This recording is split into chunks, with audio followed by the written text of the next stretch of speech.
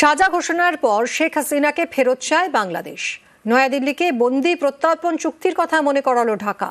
প্রতিবেশী হিসেবে বাংলাদেশের মানুষের স্বার্থ রক্ষায় বদ্ধপরিকর ভারত। বিবৃতি নয়াদিল্লির। হাসিনার ফাঁসির সাজা ঘোষণার দিনে উত্তপ্ত বাংলাদেশ।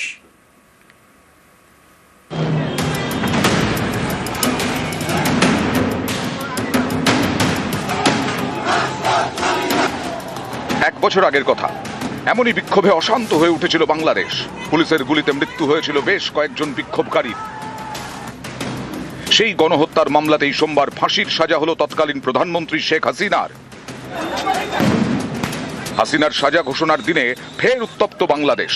ঘটনাচক্রে এদিনও পরিস্থিতি নিয়ন্ত্রণে আনতে শুট অ্যাট সাইট বা দেখলেই গুলি চালানোর নির্দেশ দিল ঢাকা পুলিশ। পুলিশ কর্তাদের সাফ কথা, বোমা ছুড়লে, গাড়িতে আগুন দিলে গুলি চালাবো না তো কি করব।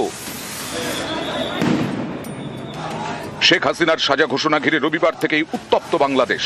সোমবার দুপুরে হাসিনার ফাঁসির সাজা ঘোষণার পর ঢাকায় আওয়ামী লীগের প্রাক্তন সাংসদ হাবিব হাসানের বাড়িতে হামলা চালায় দুষ্কৃতীরা। আগুন লাগিয়ে দেয় বাড়িতে। প্রাক্তন সাংসদের গাড়িতেও আগুন লাগানো হয়। এদিন দুপুরে আদালতে যখন সাজা ঘোষণা চলছে, তখন ধানমন্ডিতে শেখ হাসিনার বাড়ি ভাঙতে পৌঁছয় বিক্ষোভকারীরা। পুলিশ গিয়ে তাদের আটকায়।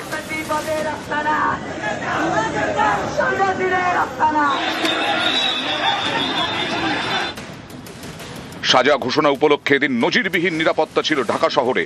শয়ে শয়ে পুলিশ মোতায়েন করা হয় রাস্তায়। নিরাপত্তায় মুড়ে ফেলা হয়েছিল আদালত চত্বর। গরম বাংলাদেশ, গরম কূটনীতিও। জুলাই গণহত্যার মামলায় বাংলাদেশের প্রাক্তন প্রধানমন্ত্রীকে ফাঁসির সাজা দিয়েছে সেদেশের আন্তর্জাতিক ট্রাইব্যুনাল। আদালত রায় দেওয়ার পরেই হাসিনাকে ফেরত পেতে তৎপরতা শুরু হয়েছে ঢাকায়।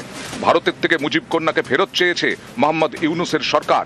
বাংলাদেশের বিদেশ মন্ত্রক বিবৃতি জারি করে দাবি করেছে, শেখ হাসিনা এবং আসাদুজ্জামান খান জুলাই হত্যাকাণ্ডের জন্য দোষী সাব্যস্ত। মানবতা বিরোধী অপরাধে সাজাপ্রাপ্ত ব্যক্তিদের কোনো দেশ আশ্রয় দিলে তা অত্যন্ত অবন্ধুসুলভ। ন্যায় বিচারের প্রতি অবজ্ঞা। ভারতের কাছে আহ্বান, তারা যেন অবিলম্বে এই দুই ব্যক্তিকে ফিরিয়ে দেয়। প্রত্যর্পণ চুক্তি অনুযায়ী এটা ভারতকে করতেই হবে। ঢাকার বিবৃতির জবাব দিতে দেরি করেনি নয়াদিল্লি। ভারতের বিদেশ মন্ত্রকের কৌশলী বিবৃতি, প্রতিবেশী হিসেবে বাংলাদেশের মানুষের স্বার্থ রক্ষায় বদ্ধপরিকর ভারত। বাংলাদেশে শান্তি, গণতন্ত্র, স্থিতাবস্থা বজায় রাখতে সব পক্ষের সঙ্গে গঠনমূলক আলোচনায় ভারত বিশ্বাসী।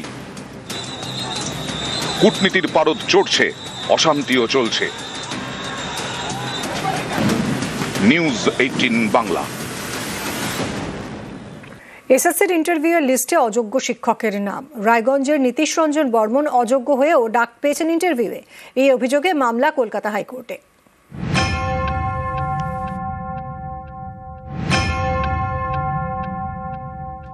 আমার স্বামী 2016 সালের এসএসসি টেন্টেড ক্যান্ডিডেট। সুপ্রিম কোর্টে আমরা সকলেই জানি, সুপ্রিম কোর্ট থেকে অর্ডার হয়েছিল যে যে সমস্ত টেন্টেড ক্যান্ডিডেট আছে তারা কেউ পরীক্ষায় বসতে পারবে না। দেখলাম যে ওনার 11-12 ইন্টারভিউতে ওনার নাম আছে বা ডাক পেয়েছেন উনি। সুপ্রিম কোর্টের নির্দেশ মেনে চলছে নিয়োগ প্রক্রিয়া। 11-12 শিক্ষকের চাকরির জন্য ইন্টারভিউয়ের লিস্ট বের করেছে এসএসসি। সেই লিস্টে নাম 20,500 জনের। এই লিস্টে নাম রয়েছে উত্তর দিনাজপুরের রায়গঞ্জের নীতিশ রঞ্জন বর্মনের।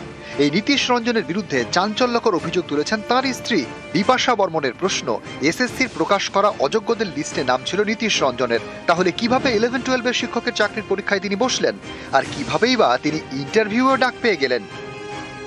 আমার স্বামী 2016 সালের এসএসসি টেন্টেড ক্যান্ডিডেট। সুপ্রিম কোর্টে আমরা সকলেই জানি, সুপ্রিম কোর্ট থেকে অর্ডার হয়েছিল যে যে সমস্ত টেন্টেড ক্যান্ডিডেট আছে তারা কেউ পরীক্ষায় বসতে পারবে না। দেখলাম যে ওনার 11-12 ইন্টারভিউতে ওনার নাম আছে বা ডাক পেয়েছেন উনি। তো আমি এটা দেখে অবাক হচ্ছি যে ওনার মতন টেন্টেড ক্যান্ডিডেট যারা পরীক্ষা বসতে পারবে না তারা কি করে ইন্টারভিউ তার নাম আসে। যখন মামলাগুলো চলছিল সমস্ত এসএসসি 2016 সালের, তখন টেন্টেড লিস্টে ওনার নাম ছিল। ডিভোর্সটা স্যার আমার হাজব্যান্ডই আমাকে বিভিন্ন ফোর্স করেছেন। রায়গঞ্জের দেবীনগরের বাসিন্দা নীতিশ রঞ্জন বর্মন 2018 সালে এডুকেশনের শিক্ষক হিসেবে কালিয়াগঞ্জের একটি স্কুলে যোগ দেন। তাঁর স্ত্রী বিপাশা, দুজনের মধ্যে ডিভোর্সের মামলা চলছে। বিপাশা থাকেন রায়গঞ্জেরই বিন্দোলে, আর দেবীনগরে মা বাবার সঙ্গে থাকেন নীতিশ রঞ্জন বর্মন।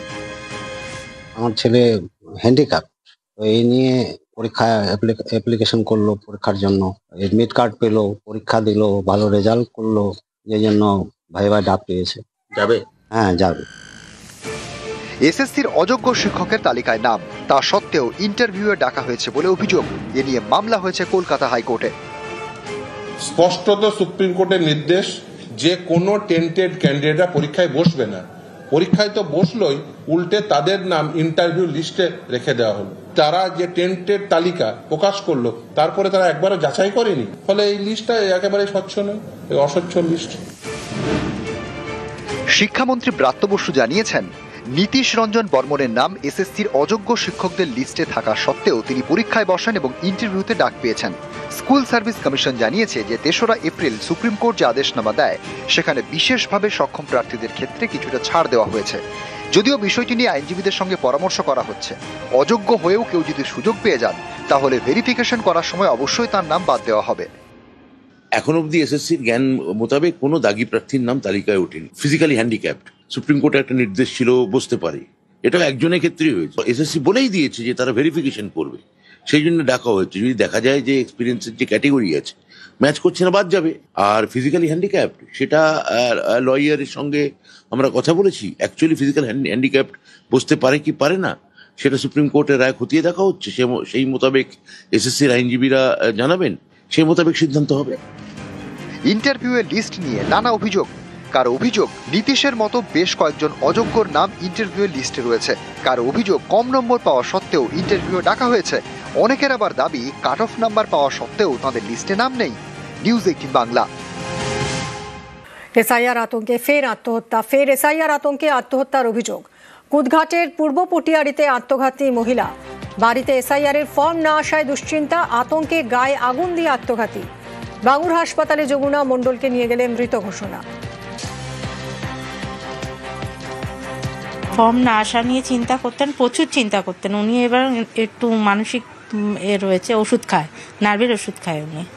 আমার মা হয়, ও এই নিয়ে খুব চিন্তা করছিল। এসছে ফর্ম, আমি শনিবার এসেও বুঝিয়ে গেছি যে মা ফর্ম এসে গেছে, এবার তোমার কিছু লাগবে না। 2002-তেও মায়ের নাম রয়েছে, আর এখন তো থাকবেই।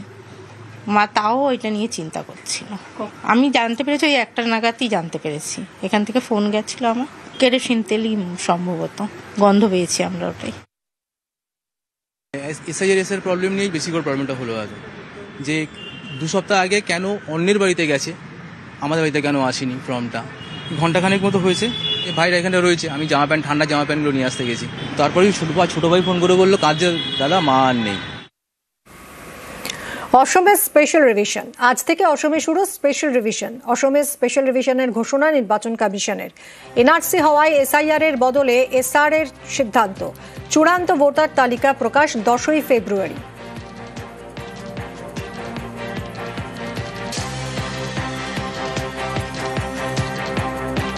আসামকে কেন ছাড় দেওয়া হয়েছে এই বিষয়টা উত্থাপন করেছিলেন তৃণমূল কংগ্রেসের শীর্ষ নেতৃত্ব। অভিষেক বন্দ্যোপাধ্যায় তৃণমূল ভবনে সাংবাদিক বৈঠক করে ম্যাপ পয়েন্টিং করে দেখিয়েছেন গোটা জিনিসটা। তখন কি উত্তর দেওয়া হয়েছিল? আসামে এনআরসি চলছে বলে, প্রসেস চলছে বলে আসামে করা হবে না। ফলে এখন যেটাই করা হোক, তৃণমূলের চাপে নথি স্বীকার করে মুখ রক্ষায় এখন এসব গপ্প দিতে হচ্ছে। ওরা তো করবে না বলেছিল। আসামে তো ওনাদের একগাছা সমর্থক অব্দি নেই, পার্টি অফিস দূরস্থান। আসাম নিয়ে ওনাদের এত মাথা ব্যথা কি? কুণালবাবু এখানে যদি কলকে না পান, ত্রিপুরায় গিয়েছেন, আসামে পাঠাবে ওনাকে ওনার দল, ব্যথা নিয়ে উনি আসামে যাবেন, চল মিনি আসাম যাব করবেন, গাইবেন কিনা সেটা কুণালবাবু বুঝবেন।